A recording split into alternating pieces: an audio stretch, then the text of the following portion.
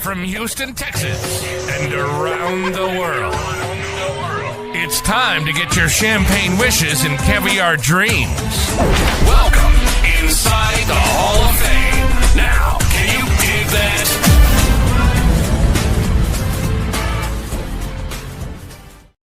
That's right. Welcome inside the Hall of Fame. I'm Booker T, 6-time world champ, 2-time Hall of Famer. Got my man Brad Gilmore here with me.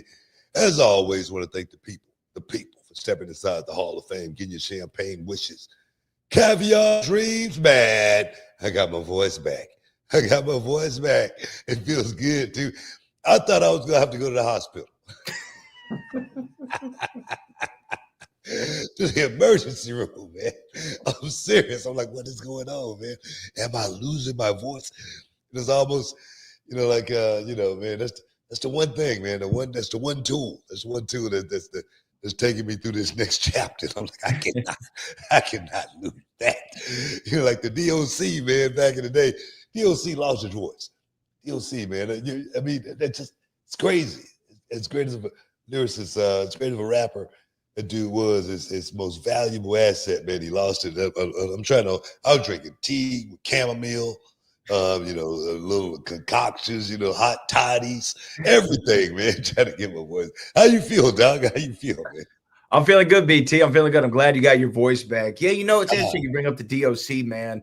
DOC from Dallas, Texas, instrumental in putting on the Chronic album with Dr. Dre and Snoop Dogg. And I was just listening to a thing with Nori, N-O-R-E, on Drink Champs. He had Nelly on, and they were saying that the DOC is like one of the great what-ifs. Oh, man, no doubt, man. Seriously, talking about greatest rappers of all times.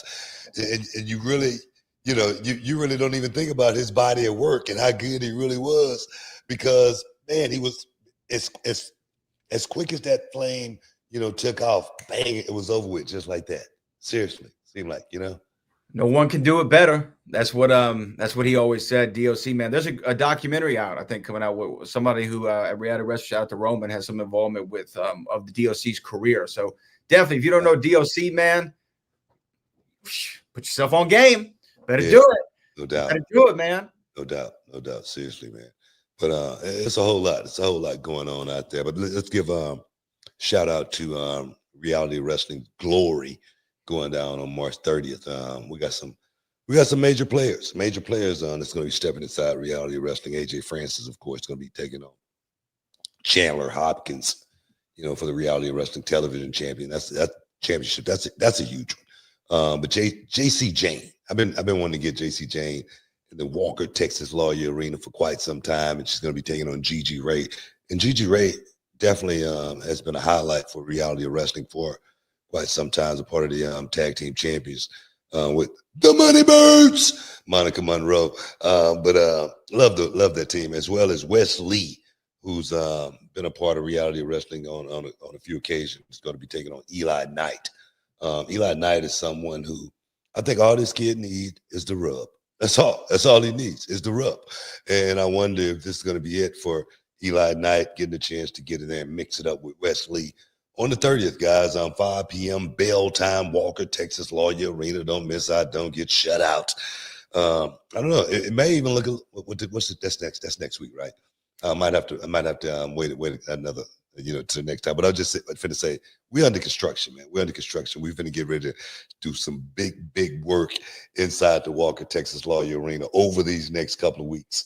So, man, I cannot wait to see the upgrades and the improvements Walker, Texas Lawyer Arena in the weeks to come. But man, don't miss out on Glory. That's going to be our debut show for Glory. It's on Sunday, like I said, 5 p.m. We're going to be changing that date in the future. It's going to be going to actually on Saturday nights. But this is the kickoff, guys. The kickoff. We still got tickets available, but I'm going to tell you right now, they're going like hotcakes, bro. They're going like hotcakes. So come be a part of the debut show, Glory, Reality Wrestling's Glory. Going down, man. Cannot wait. Yeah. That is March 30th, Walker, Texas Lawyer Arena. Big show for us. We're really excited to bringing new programming to the Reality of Wrestling, to the YouTube channel, and all over the place. So make sure you stay tuned to all those channels for that book, because we're on our march to 1 million subscribers. We're almost there. We're going to get there soon. We're going to get there just quicker than a hiccup. That's what they say. Quicker than a hiccup. Like Mitt Romney. Quick. Mitt Quick. I had a question. I had a question for you because I actually thought of that. That's an old joke on this show going back to like 2012 is when Mitt Romney ran for president. You would say that he would have gotten elected if his ads were quick. Mitt Romney. If he just would have did it. You know, quick, jobs, quick, inflation, jobs, whatever, you know. I had a question, and it's probably the answer is probably no to this, but I for the first time, I'd seen clips of it, but I never watched the whole movie. And for the first time over the weekend, I watched Harlem Nights, the whole thing. Yeah, from beginning to end. Yeah, and Eddie Murphy's Pryor, you know. Yeah. And Eddie Murphy's character is quick. And he's like, why do they call you quick? Because I do everything quick. I'm quick to whip somebody's ass. I'm quick to do this, right? And I was like, did Booker get the quick Mitt Romney from Harlem Nights? I probably did. I probably did. It was probably something just stuck in my head. And I didn't know where it came from, but yeah, I probably did. Maybe. That was when Eddie was on top. I was watching that movie, and the opening credit says, an Eddie Murphy production, a film by Eddie Murphy, written by Eddie Murphy, starring Eddie Murphy. And I was like, man, this guy, I'm getting all my credits. I'm getting them all. That was a good movie, though. It was a good movie. I don't think it got the props it perhaps should have got, but I thought it was a pretty good movie. Oh, I mean, it's him, Pryor, Red Fox, right there. You got 3 generations of great comics, and then I mean, if you've never seen Harlem Nights, it came out in a year though where it was '89, where so many other big movies came out that year. And I think it just got lost. That might have been it. Yeah, that might have been it. Yeah, it just got lost in the shuffle. But it's a really good one. You should definitely check it out if you've never seen Harlem Nights. But you know what? Speaking of Harlem Nights, you were in New York City last week, man. It was a huge night. Yeah, Madison Square Garden theater. And I tell you, the first time that I had ever been in the theater side of Madison Square Garden, always we were in the big venue. But I tell you, man, I watched boxing for so many years from that venue. The lights up top, you know what I mean? Always had a great ambiance. And to be inside of that theater, man, it was so freaking awesome to sit there ringside and watch the guys go out there and do their thing, man. It was so freaking awesome. And I tell you, from match 1 all the way to the end was bangers, man. Nothing but bangers. Everybody went out there, showed up and showed out. And what a show, man. What a show. It was great to be in New York City. Give my homeboy Mike Taub big shout out because he sent the limo to pick me up.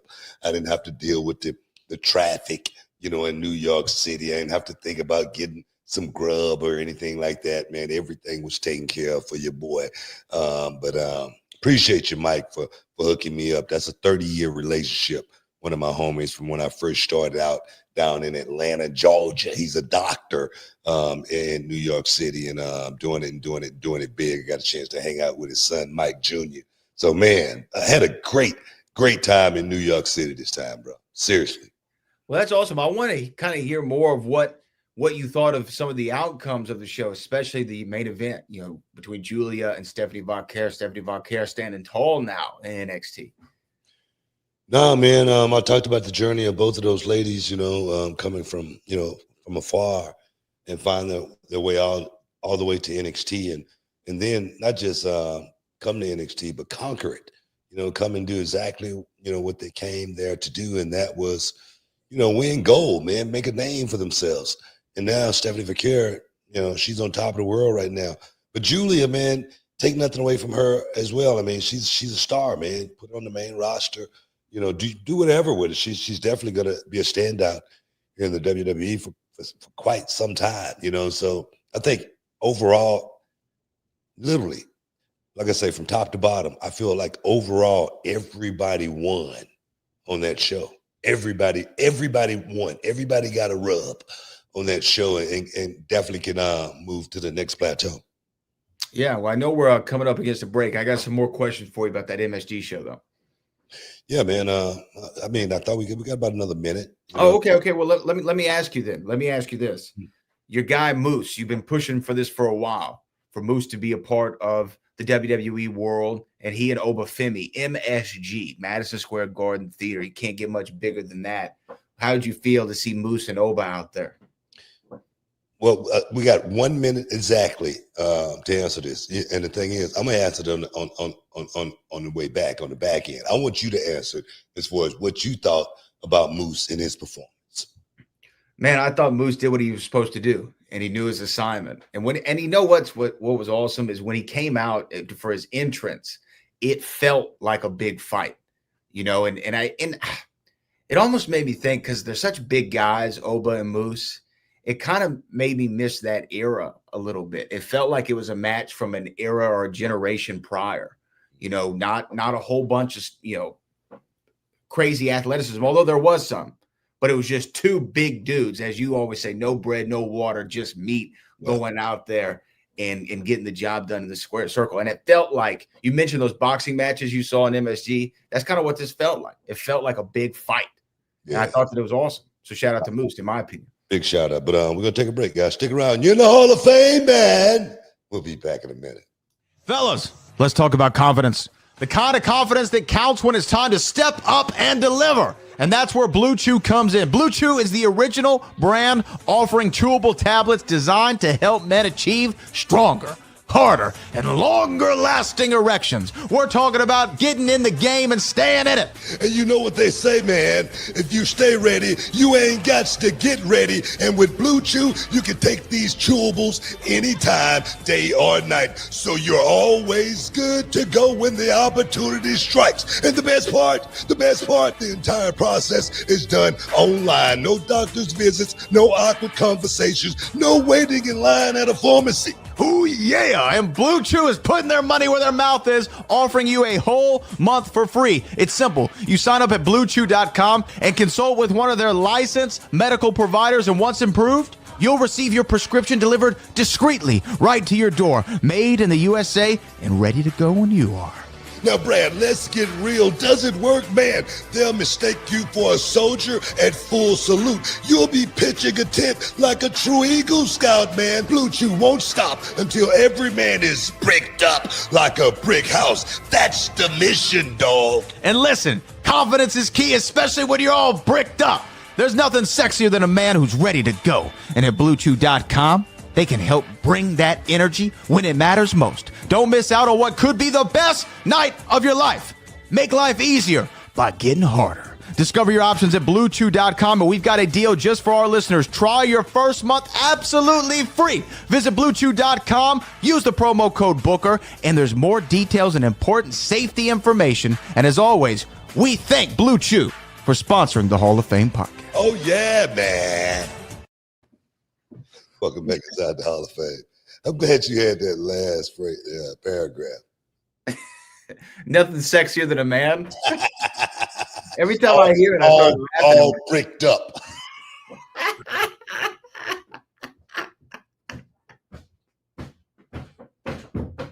We might need to recut that. We're going to keep it. Nothing sexier than a man. All bricked up. Why did they make me say that? Why can't you say that?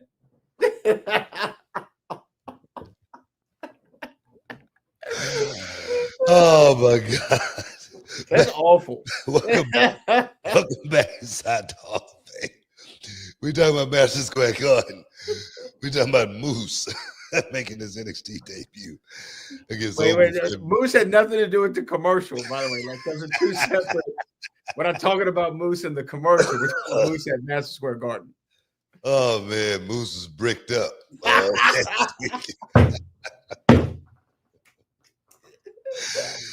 Oh man. Oh, he's ready to go.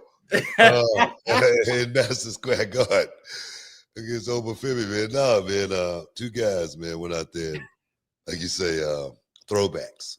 Yeah. That was a throwback match, to back in the day where you saw two guys that was 250 plus pounds, in the middle of that square circle, throwing down some Shakespeare, Romeo and Juliet, Phantom of the Opera, really having a really good feel to that match context. And then you saw, when it was time for Moose to actually, do something spectacular, boom, he actually, came out the trick bag and did it, So, no, man, everything was right as far as that match goes between Oba, Femi, and Moose. I think I said it. I feel like that match is going to be like Ali, Frazier trilogy. We got to run it back somewhere. You know what I mean? We got to run it back, and then after we run it back, we're gonna have to run it back again, just one more time. We got to get 3 paydays out of this thing right there. At least 3 paydays. You know what I mean? So as far as from my perspective, those guys went out there and they had a hell of a match, and it couldn't have been in a better place. Madison Square Garden Theater, man, goosebumps thinking about it. You know what I mean? Those are, that's the kind of stuff you think about. From man, do you miss it? I miss those moments. Heck yeah, I do. I miss those kind of moments right there. So for those guys to be able to experience that, just one time. Hopefully they can do it again, but just one time, even bigger on a WrestleMania stage. Can you picture that? Can you picture that? So I feel like, man, just so much more left yet to be done with those two. Well, the other thing that I wanted to point out really about not just that match in particular, but all of them, is it's interesting when you see the NXT stars come out of the Performance Center into a different market, right? Not the Orlando market. Because we talk about how there's the same fans there, and the fans, man, are part of the NXT universe, are great. They really make the energy at the Performance Center. But when you have these shows that travel outside of them, you always wonder, does it translate?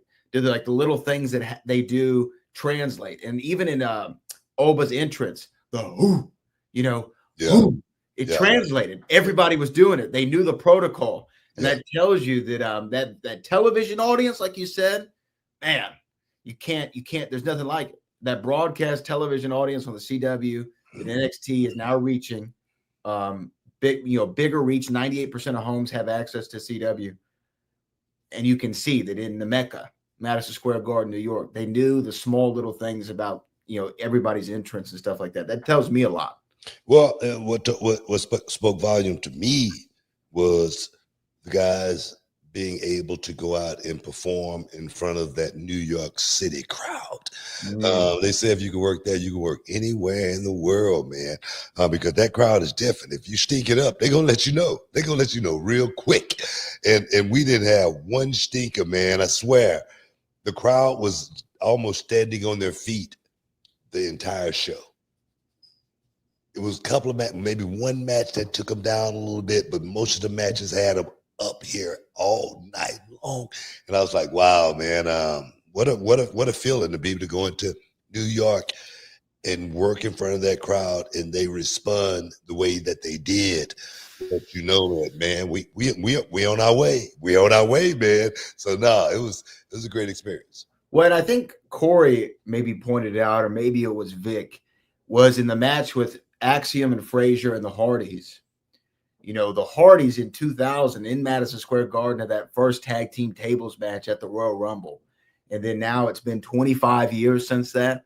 And here they are again at Madison Square Garden, but they're working Nathan, Frazier, and Axiom, who I don't know how old Nathan and Axiom are. I think we got to be in the same vicinity, plus minus 5 years. And so I know what it would be like the crazy feeling it would be if I was standing across the ring from the Hardy Boys at Madison Square Garden. I can only imagine that them now being one of the, in my opinion, best tag teams in all of wrestling, Axiom and Nathan Frazier. That must have been a moment for them. I can imagine Nathan Frazier and Axiom probably was just being born when the Hardys won their first world title. Probably. Seriously. I'm serious. Yeah. You know what I mean? It's probably like a 25-year plus gap, between the two. Probably 20, 25 years, maybe. So I'm gonna tell you right now, that says a lot about the Hardys, man. It really does. It lets you know, man, these guys have been totally invested. As far as this business goes, they have given everything to this business. If they've been in it, that long and still doing it at this level, man, I tell you what, man, I think the question was posed to me, how are they still doing it? How are they still going so strong?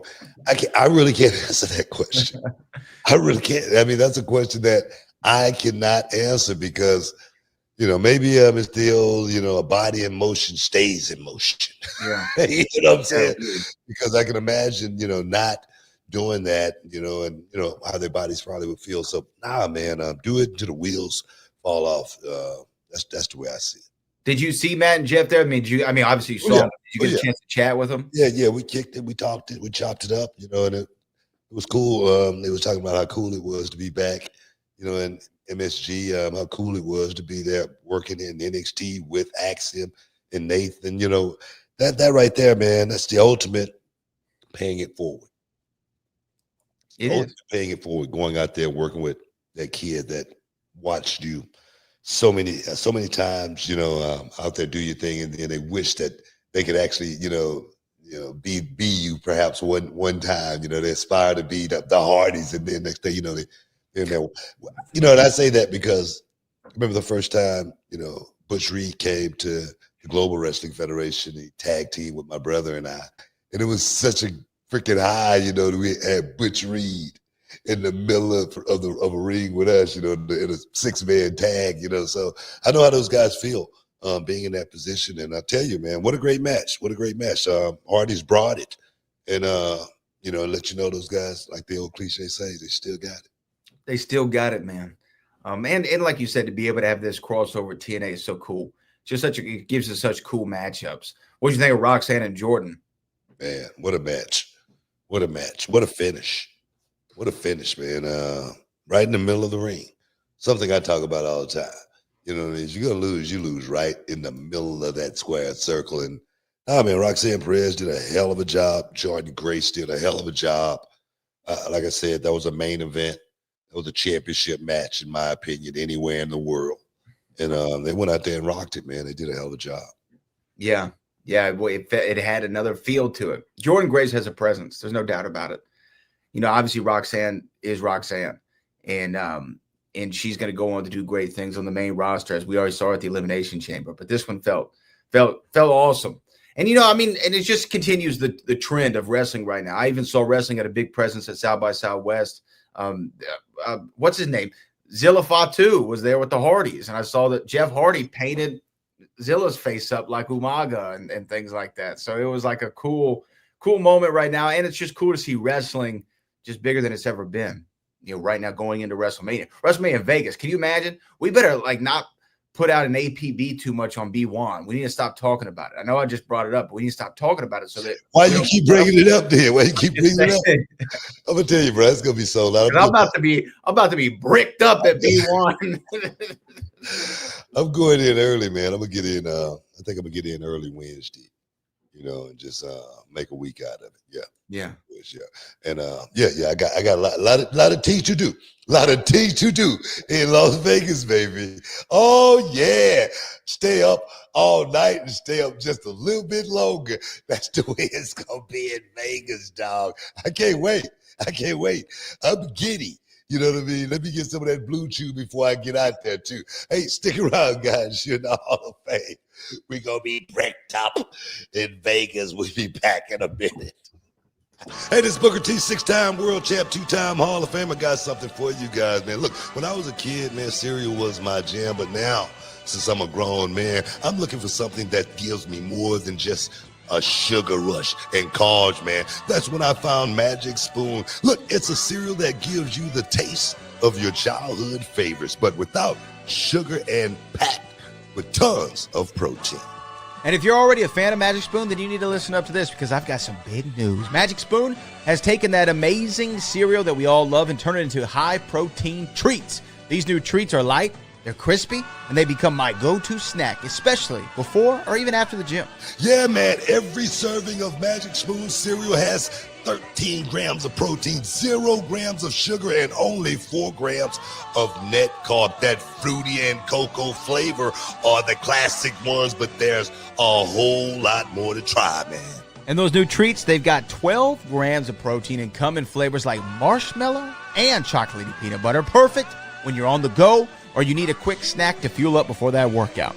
Yeah, man, I keep a box in my gym bag, but it's a great late night snack as well. Those treats have that crispy texture, great taste, and the macros that make you feel good about eating them. So Magic Spoon's bringing back those nostalgic flavors, but without all the stuff that we don't want.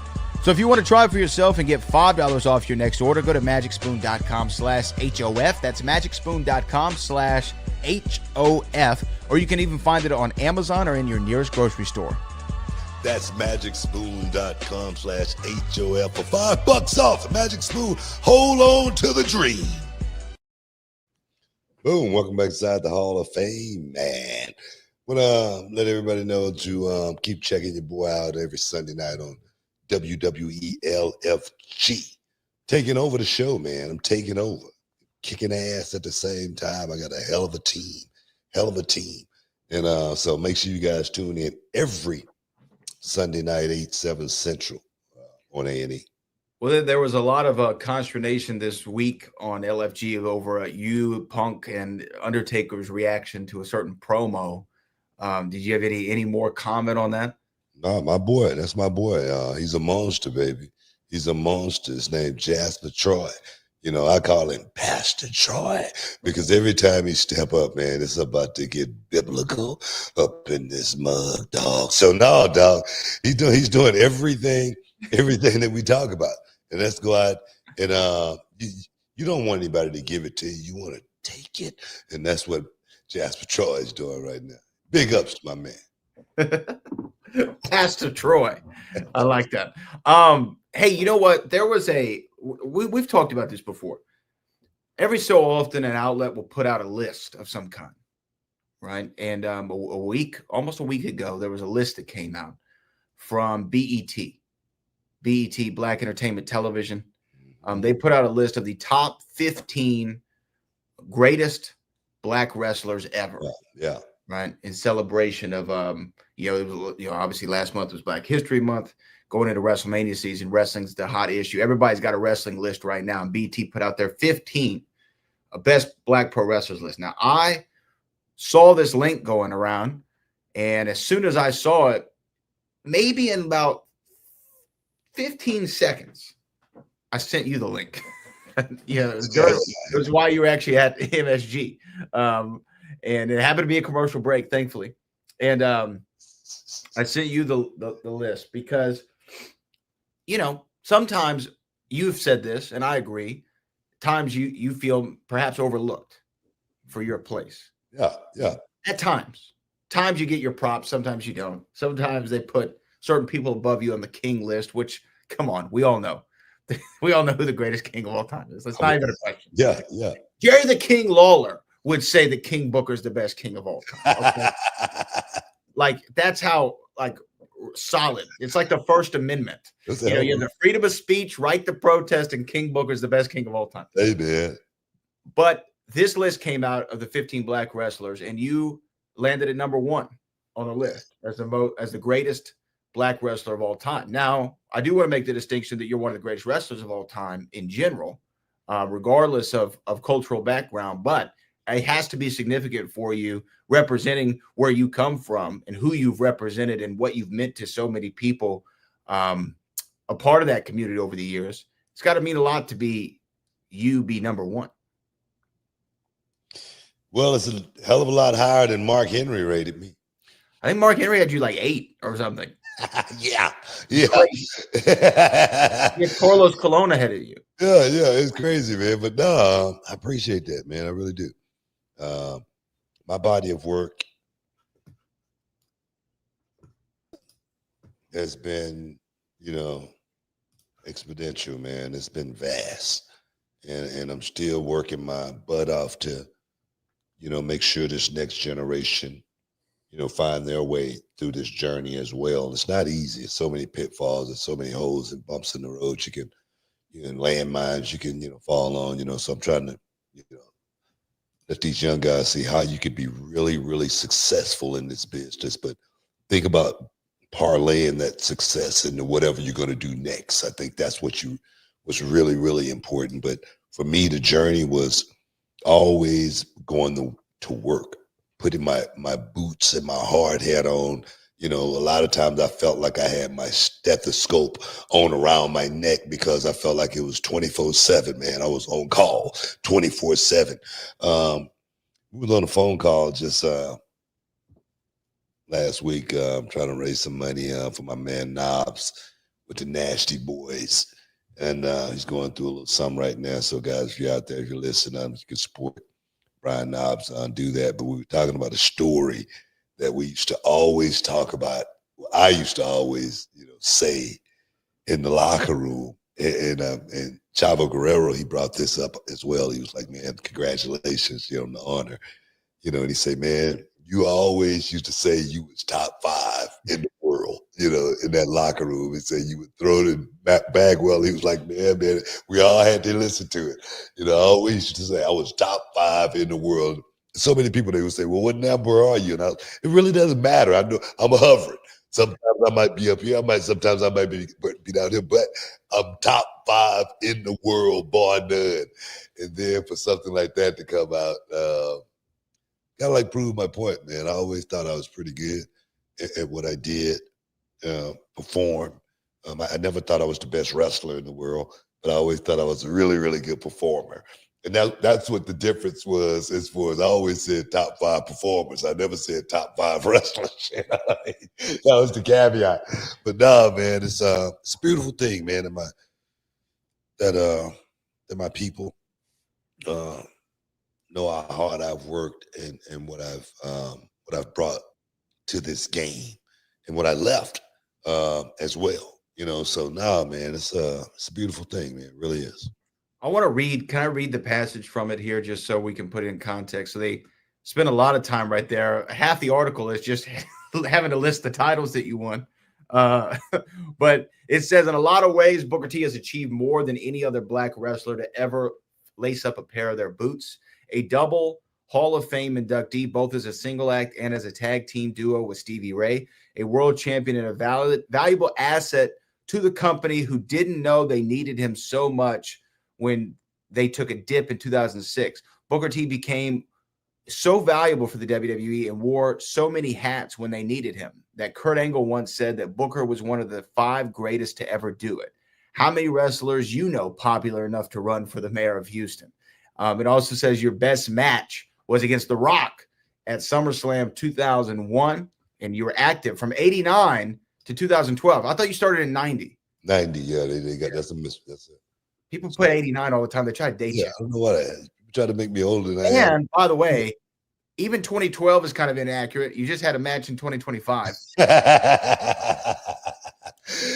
The match with The Rock, I thought it was a good match, as well. But I don't know if that was my best match or anything like that. But a lot of people say that was a really, really good match. It was a great match. But for me, it was just another day at the office. It was just work. I always said, if you remember the matches, you're not really doing your job.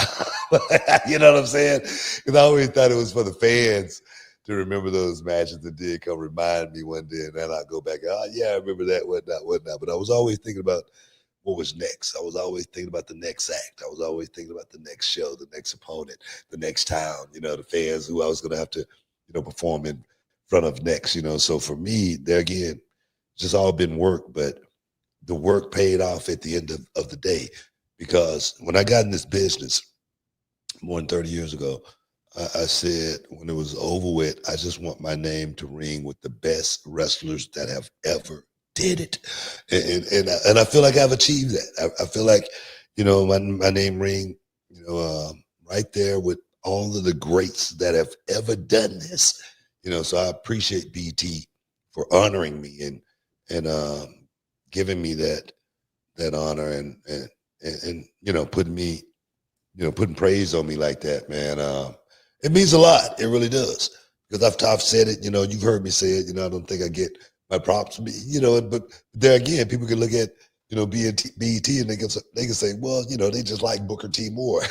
I say that all the time too, but no, man, we've had so many guys that have come up, of color, that have put their work in. And I'm just glad I was one of those guys that put the work in from the beginning all the way to the end. That's the thing is not making it all the way to the end was the thing that I thought about. I wanted to finish that journey. I wanted to let, the world see, man, this brother went through it and he did it his way. And boom, at the end of the day, boom, he's still standing. He's still standing. He's still standing tall. And as well as, like I say, parlaying, my success. I mean, I didn't, go to school, for journalism or anything like that. I was just playing around as a commentator, and hey, look, you want to try this, you know what I mean? I don't care if it's a game show. I'll act like I'm a game show host. You know what I mean? Don't matter what it is. I remember this guy told me a long time ago, man, if you act like it 9 times out of 10, people believe it. You know what I mean? So that's one way to actually, find your way, making it through this life. And it, might take you all the way, to places you never imagined or dreamt, just like me. My first trip on a plane, I was on my way to Japan. Can you imagine that? Can you imagine that? I've never been on an airplane before. So dream big, people. Dream big. It's out there for the taking. Stick around, guys. You're in the Hall of Fame. We'll be back in a minute. Hey, y'all, Booker T here alongside with my main man, Brad Gilmore. And today we're talking about something that could really change the game when it comes to how you get paid. That's right, Booker, because let's face it, life doesn't just happen every 2 weeks. So why wait for a payday? With EarnIn, the money you've earned already can be in your hands today. EarnIn is this incredible app that lets you access your pay as you earn it. We're talking about up to $100 per day and up to $750 each pay period. All you got to do is download the EarnIn app, verify your paycheck, and boom, you can access up to $100 a day as you work. And the cool part, you just leave an optional tip, and any money you access plus the tip gets repaid when your next paycheck rolls in. Brad, I'm always talking about staying ready so you don't have to get ready, right? Imagine having that extra cash for that surprise date night, or maybe when you have to take the furry little friend to the vet unexpectedly. Absolutely, Booker. Or even those times when you need to grab a last minute gift, or maybe you're a little short on rent, or hey, even you might want to pick up some new gear for yourself or your kids or your lady.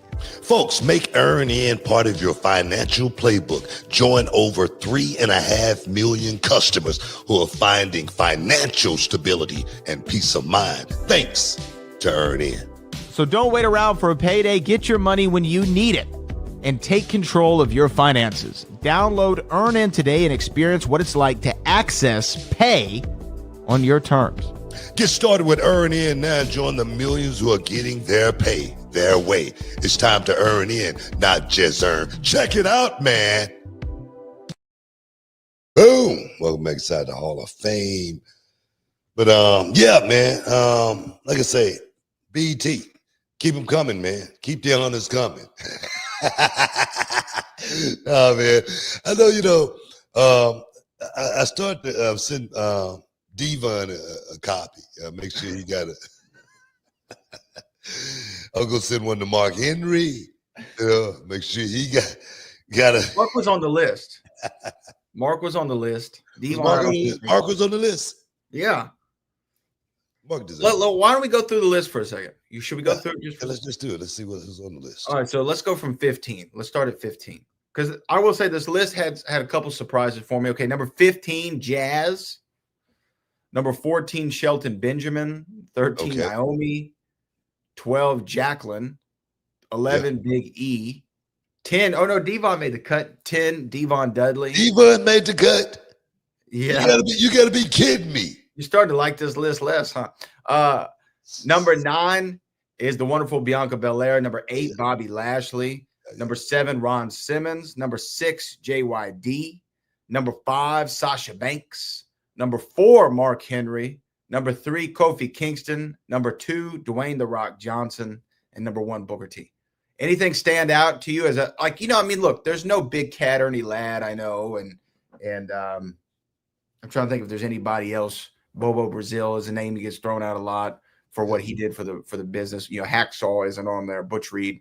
There's a few names that you could maybe potentially throw in there in that top 15 mix. I thought JYD would be a little higher, and and Ron would be a little bit higher as well. Yeah, just those two guys. Just because I know I wouldn't be here without both of those guys. In a sense, I'm serious. JYD was that guy that I watched when I was a kid. And man, I idolized him. I was like, wow, he was the guy. He was our Superman as far as wrestlers go, as far as black wrestlers. He was the guy. And Ron Simmons, being the first black world champion in WCW, and me having so many moments with Ron, so many times off camera with Ron Simmons, where he was just schooling me to the game, dropping knowledge on me, and getting me prepared for what was next. I mean, I perhaps Ron was getting me ready to become world champion, and I didn't even know it. I swear to God, because he used to just be giving me those little nuggets all the time, man. It would just be him and I, and he would just be spitting game to me, and man, that's why I feel like somebody like Ron definitely should be a little bit higher on the card because he does so much. And to me, also, there's an omission of Ron Killings. What Ron's done, his run. He was NWA World Champion in TNA. What he's been able to do in the WWE for the last 15 years this run's been this most recent run. Ron's in contention too, and he's the ageless wonder. I feel that too, man. Seriously, so many guys deserve to be a part of that list. I really believe that. Maybe they should have did a top 25. Yeah, because there's at least 10 guys I could think of right now. That's like 10 guys and girls that you could throw in that mix. And you know what? Like what was the top three? You Rock. Let's look at the top three again. You Rock, and who was number 3? Kofi. I mean, I could actually live with that. And JYD. I think my top 5 would be you, Rock, JYD, Ron, and Kofi. I can see that. Just like Kofi's run too. Kofi's had a hell of a run, man. I mean, he's had a hell of a run, man. And that's, you got to look at it, from those specs. To be honest, you do. It's like when I look at a guy like the Miz, you got to look at it from those specs. How many, how long, a guy had been around, how many years, he's been on top. You know what I mean? How his longevity has played out as far as him being in shape from point A to point B. So it's got how many injuries, how many times, it's got so much to do with as far as guys being part of that. But yeah, man, seriously. Yeah, no, and you know what? I also want to say there's a list too that Complex put out. It's not of, they did it today. It's not of wrestlers, but it's of wrestling movies, like the best wrestling movies. And The Wrestler was obviously number 1. Yeah. There. But there was a movie. What was No Holds Barred? No Holds Barred was number 10. Oh man, come on, dog. No Holds Barred should have been top 3. I'll give you top 5. Top 5 are Ready to Rumble, which I agree with. You got to put Ready to Rumble in there. Number 4, kind of a cheat, but number 4 was Beyond the Mat. Okay, it's a documentary. It's not a movie. I agree with you, but that's what number 4 is. Number 3 is The Iron Claw, which was the Von Erich movie that came out last year, which is a tough watch. But here's where they're just so off. Number 2 is Nacho Libre. Your face. Nacho Libre is the second best wrestling movie of all time. Are you out of your mind? Wow. Come on, man. Nah, I'm gonna tell you right now. No Holds Barred should have been top 3. No Holds Barred's fun. It's a lot of fun. Man, that was a fun movie, bro. It was fun. I agree. It was actually a fun movie. Ready to Rumble. That was a really fun movie. The Wrestler was a really, really good movie.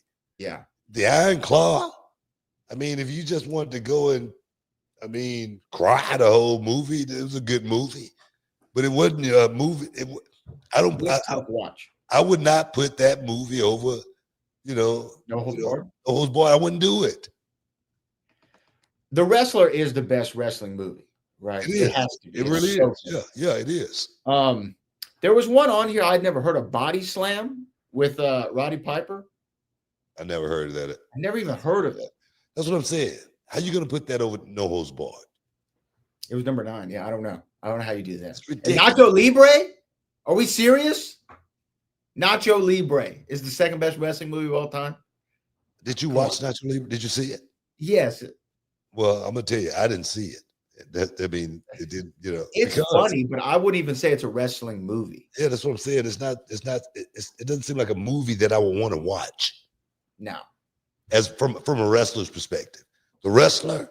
Now that movie drew me in so much to when the credits got ready to roll, a slight tear came out of my eye.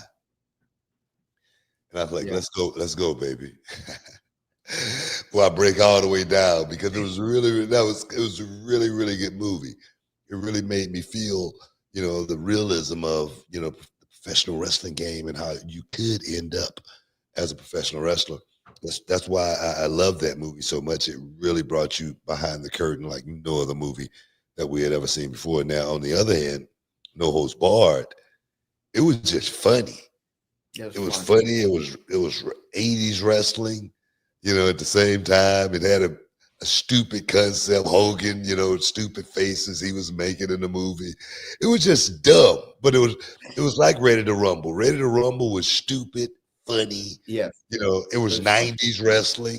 You know what I mean? So it had that same feel as a No Holds Barred from a perspective, It did. I will say this: Kurt Fuller, who plays the bad guy, No Holds Barred, the promoter. I talked to him one time, and he said that why he got cast is he was coming to the casting meeting, and Vince was standing there, just like kind of looking out the window, and happened to see Kurt walking in, and Kurt stepped in a puddle on his way in, and like kind of threw a temper tantrum, like didn't know anybody was looking at him. And he said Vince got such a big kick out of it. He's like, you're the guy. Cast him. Wow. That's why he got the part. You see what he did? He's so funny. He's funny. Damn it. Look at him. Book him. That's why he got the part in No Holds Barred. It's just a funny movie. Wow. We have some super chats if we want to get to them before we get out of here. Do it. Ready to get to them? Yeah. All right. This one comes from Big Breezo. Big Breezo says, love your book. Do you like traveling? Not as much these days, as I used to. Back, when you're first getting on the road, everything's fresh. And you go into different places, seeing a lot of different things. It's fun. You can't wait to get out and experience, the town, whatnot. But these days, I could do without the travel. Travel is the hardest thing in the world for me right now, just the jet lag these days, getting on a 4-hour flight, across country, and then they get on another 4-hour flight back to this side does something to the body. The depressurization of the plane does something to me as well. So if I could do this job without the travel, man, it would be such a great job. Yeah. I'm serious. I remember it was maybe 2 years ago. Yeah, 23. I had like 31 flights round trip, right? 31 dates of a thing that I was doing. And I'd never traveled so much in my life. That's the most I've ever been on a plane, going, 31 times or whatever.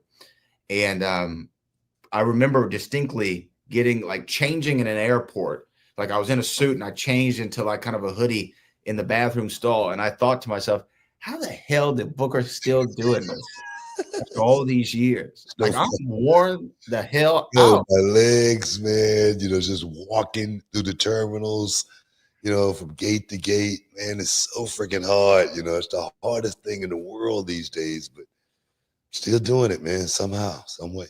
Somehow, some way. Virgil Dawkins says, Booker, no one can dispute you are undeniably 100% the greatest black wrestler ever, especially your solo run in WCW. As a kid, I looked at you like the Michael Jordan of pro wrestling. Hey, man, I appreciate that, bro. That means a lot. It means a lot because I knew what I was doing. I knew what I was working for, and I was always trying to represent, for those kids that was looking at me and perhaps, aspiring to be like Booker T one day, even if not, having that representative in professional wrestling was something that, I felt like when I had JYD, I had that representative, and I felt like I was that JYD for so many, young kids watching it. So, man, I appreciate that. I really do, man. That solo run in WCW was awesome. What a run. I'm serious. That television championship run, man, you're talking about having fun. That's when I was really having some real fun, in this business on that come up. So, I appreciate that. Let's see. We got another one here. Michael Jordan, by the way, calling yourself Michael Jordan Pro Wrestling. That's like a hell of a compliment. Oh, it is major. It's like, what was it? What was the Jay-Z line? Psycho, ready to go, Michael, take your pick. Tyson, Jackson, Jordan, game 6. Oh, man. Real quick, before I go to the next one, Shannon Sharp has this thing that he's been doing. I don't know if you watch him on First Take, where he wants to say Lakers in 5. Have you seen this thing that he does? No. Oh, so like every day when they ask about the playoffs, right? They'll say, well, the Lakers might be taking on the Oklahoma City Thunder, right? And he's like, Lakers in 5 is what his thing is. And he'll like have like a list of stuff he says before. Today he was hilarious, man. He goes, I don't care if it's the Thumble, I don't care if it's the Thunder, a Boost Mobile bundle, or the WWE Royal Rumble. Lakers in 5. That's what I don't know what it's about, but it's just hilarious. And it reminds me because he does the 5 every time I see it. So I don't know what talk to him about that. I have to have a conversation. Yeah. Alex Cosentino says, Booker, I got some major problems with your 2K25 rating. 85 is solid, but how the hell is Sandman 86? Don't even get me started with your 01 Booker being a 77. You were literally a double champ. Who makes up these ratings? Somebody who's an idiot. You know what? 77, that's way off the mark. 85. 01? 77 and 01? Yeah. That's way off the mark. But there again, it's whether they like you or not. A lot of times, it can be personal. It's a personal thing. Sometimes that's just the way it is. 85. What? You being 85 and the Sandman being 86 is mad disrespect. You know what? It is. It really is on so many levels. Sandman either. No. On so many levels. But one thing about my character at 85, it normally can beat everybody on the roster. One X kick is all it takes. 85% normally can beat everybody on the roster. So don't worry about it. Just go. So I haven't played a WWE game in several years, but I'm now tempted to get 2K25 just to like see why is 01 Booker T a 77? Like that it actually doesn't make sense because 01, when you came in, I was dual champion. You were dual champion. You were main event SummerSlam. This is like I should have been no less than 90% in 01. Book, in that 2-year span, you had a program with The Rock, Steve Austin, and Triple H. Like in that. No. I mean, seriously. I mean, in 01, I shouldn't have been no less than 90% rating. But again, I've been getting the short end of the stick, for quite a while with a lot of these people like that. I mean, they're fanboying out. They vote for their favorite wrestlers, not the best. The thing is, look. I get it. All right. You remember that year? It was maybe 6 or 7 years ago. They left you out of the game one year. Yeah. Remember that? And there was such an outcry on social and from the fans. Like now you've never been left out of the game again. And like you've had multiple versions of yourself in each game. But an 85 and a 77 is mad. Hey, look, bro, just send me the check. I feel you. Yeah, just send me the check. Yeah. Super Friday says, Hulk Hogan, we coming for you. Okay, well, that's fine. Man, that chat, man, in the NXT arena has gone viral. Now it's everywhere. Everywhere we go, they say that. I'm like, where did this come from? Who started this? I didn't start it. You know what I mean? Well, maybe I did. But I'm not. You did start it.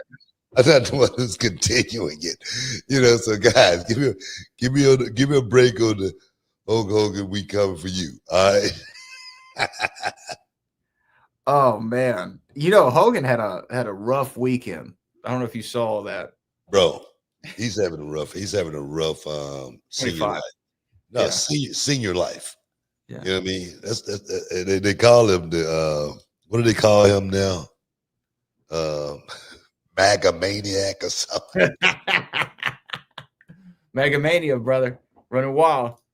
Hogan had a rough weekend. Y'all can look it up yourself. He's a coach, but he had a rough weekend.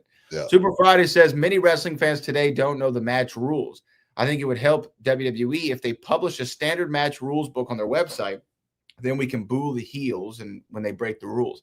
You know what? I actually kind of understand what Super Friday's saying. Because when I will say this, can I say this? I didn't know the longest time when I was a kid that you had to hold the tag rope. I used to think that somebody didn't like tie it all the way. And I'm like, why didn't they tie this rope? So the tag rope, the 10 count, the 5 count. I'm not saying you got to publish the rules, but a reminder to the fans who might be tuning in at a young age isn't a bad idea. You know what? I'm not going to disagree with you. I normally would find a reason to disagree. Okay, but I'm serious on this one.